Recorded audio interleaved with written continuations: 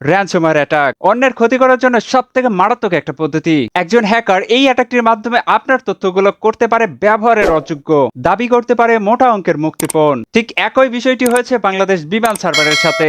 আজকের ভিডিওতে জানবো অ্যান্ড্রয়েডে কিভাবে র্যানসমওয়্যার অ্যাটাকটি হয়। তার আগে আপনারা যারা এমন ভিডিও পেতে পছন্দ করেন, সাবস্ক্রাইব করুন ইনফিনিটি টেস্ট বিডি। দেখতে খারাপ হলেও সত্য, এই ক্যাটাগরির অ্যাপের ভিতরে সবথেকে বেশি র্যানসমওয়্যার অ্যাটাকের ঝুঁকিটা থাকে। চলুন আমরা নিজেরাই দেখি অ্যাজ এ ভিকটিম এই লিংকে গেলে আমাদের সাথে কি কি হতে পারে। লিংকে আসার পর আমাদের ডাউনলোড করতে বলছে, চলুন ডাউনলোড করে ফেলি। ডাউনলোড করার পর আমরা জানতে পারলাম এটা একটা এপিকে ফাইল। চলুন এটাকে ইনস্টল করি এবং ওপেন করে দেখি এর ভিতরে কি আছে। অ্যাপটির বাইরের পরিবেশ দেখে যদি মনে করেন এটা একটা ডেটিং অ্যাপ, তবে আপনি ভুল। যদি আমরা ক্লিক করি জয়েন লাইভ এই বাটনে, তবে আপনার খেলাটি শেষ।